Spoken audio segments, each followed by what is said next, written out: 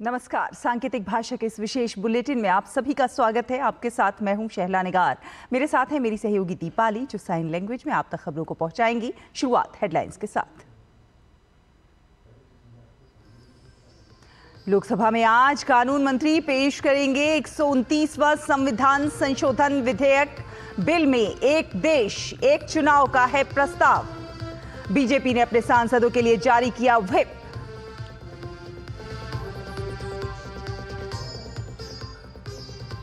संविधान की यात्रा पर राज्यसभा में विशेष चर्चा का दूसरा दिन। सदन के नेता जेपी नड्डा करेंगे शुरुआत।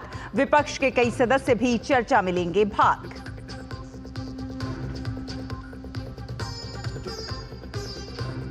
राजस्थान सरकार की पहली वर्षगांठ समारोह में शामिल होंगे प्रधानमंत्री नरेंद्र मोदी।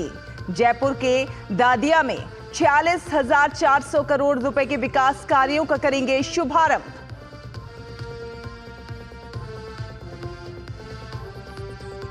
दिल्ली एनसीआर में फिर 400 के पार पहुंचा AQI। ग्रैप 4 लागू। भीषण ठंड के कारण कहीं स्कूलों का समय बदला तो कहीं हाइब्रिड मोड में पढ़ेंगे बच्चे।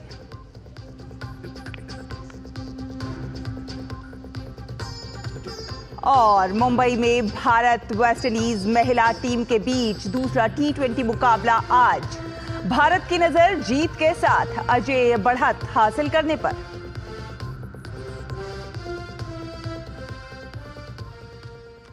और अब खबरों को विस्तार से देखते हैं। आपको बता दें कि लोकसभा की आज की कार्यसूची में संविधान 129वां संशोधन विधेयक 2024 पेश होने के लिए सूचीबद्ध है।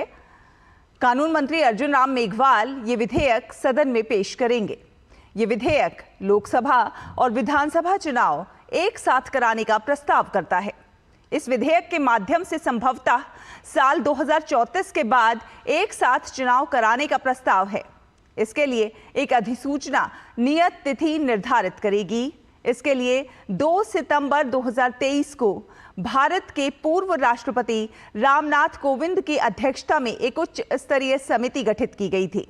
उच्च स्तरीय समिति ने 14 मार्च 2024 को राष्ट्रपति को अपनी सिफारिशें प्रस्तुत की। सरकार ने उच्च स्तरीय समिति की सिफारिशों को स्वीकार कर लिया है। पहले चरण में लोकसभा और केंद्र शासित प्रदेशों की विधानसभाओं सहित विधानसभाओं के चुनाव एक साथ कराए जाएंगे। सिफारिशों के कार्यान्वयन के लिए केंद्र शासित प्रदेश कानून संशोधन विधेयक 2024 प्रस्तावित है। साथ ही साथ संघ राज्य क्षेत्र कानून संशोधन विधेयक 2024, संघ राज्य क्षेत्र सरकार अधिनियम 1963 की धारा 5 में संशोधन, राष्ट्रीय राजधानी क्षेत्र दिल्ली सरकार अधिनियम 1991 की धारा 5 में संशोधन और जम्मू कश्मीर पुनर्गठन अधिनियम 2019 की धारा 17 में संशोधन का प्रस्ताव है।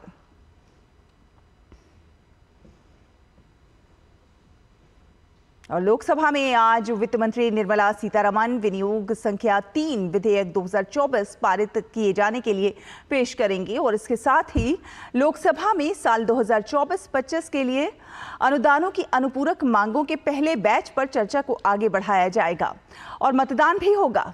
इसके साथ ही प्रश्नकाल के दौरान विभिन्न मंत्रालयों से कई अहम प्रश्न पूछे जाएंगे।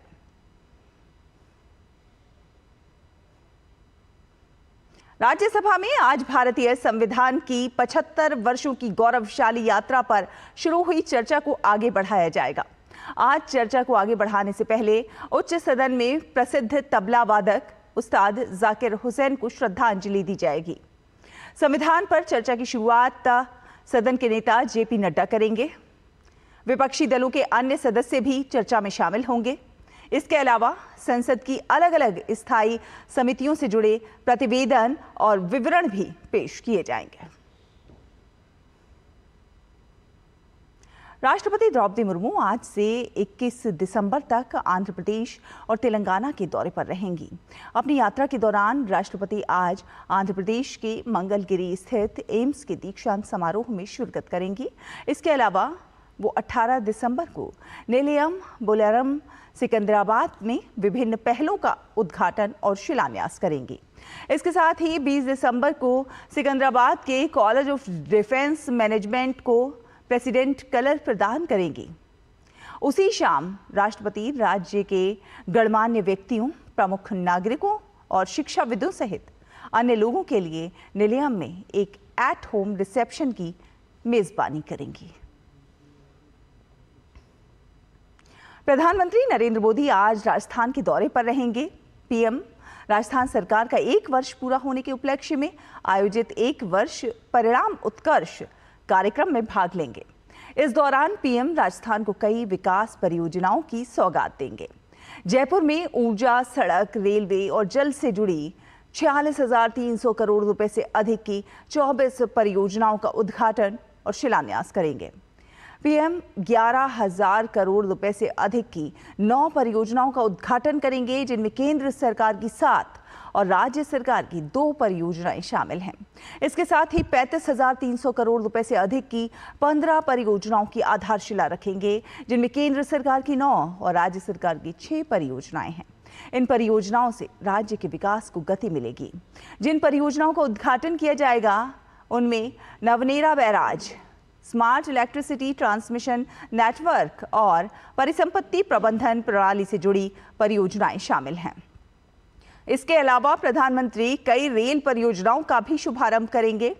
ये परियोजनाएं लोगों के आवागमन को आसान करने और प्रधानमंत्री के हरित ऊर्जा के दृष्टिकोण के अनुरूप राज्य की ऊर्जा आवश्यकताओं को पूरा करने में मदद करेंगी।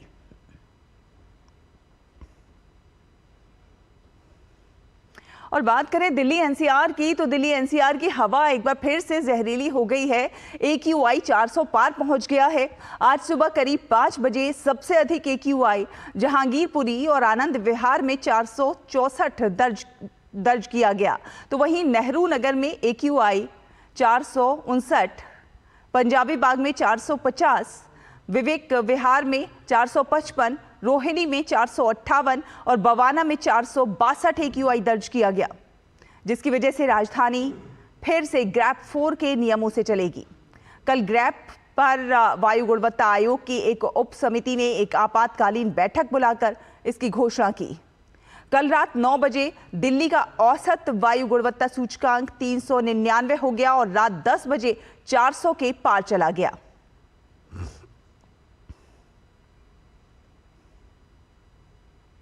राजधानी दिल्ली समेत पूरे उत्तर भारत में तापमान में गिरावट दर्ज की गई है। ठंड बढ़ने के साथ ही अब स्कूलों के समय में भी बदलाव किया गया है। नोएडा में स्कूलों का समय सुबह 9 बजे से दोपहर 2:25 तक रहेगा, तो वहीं दिल्ली में स्कूलों को ग्रैप 4 के नियम के अंतर्गत हाइब्रिड मोड में क्लासेस चलाने के आदेश दिए गए हैं। देश के उत्तर पश्चिम भाग में अगले 4 दिन तक शीतलहर चलने की आशंका है।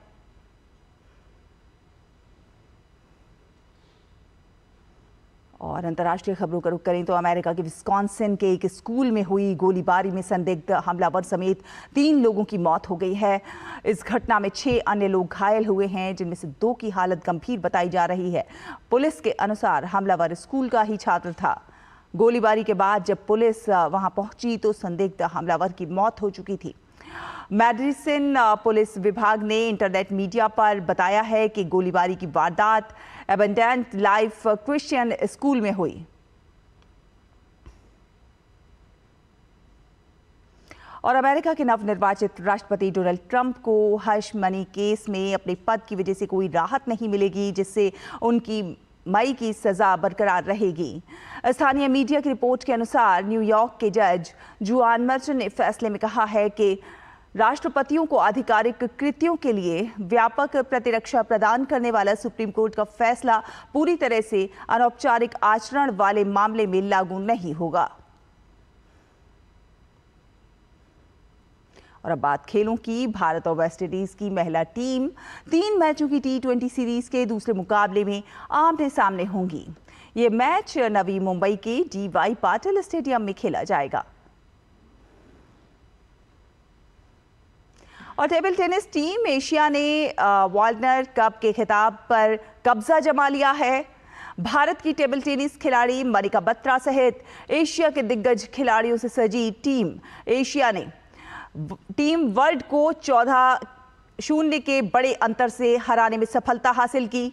टीम एशिया में मनिका के अलावा टेबल टेनिस के दिग्गज चीन के मालोंग, ओलंपिक स्वर्ण पदक विजेता चेन मेंग, दक्षिण कोरिया की शिन यूबिन और कजाकिस्तान के किरिल गेरासिमेंको शामिल थे।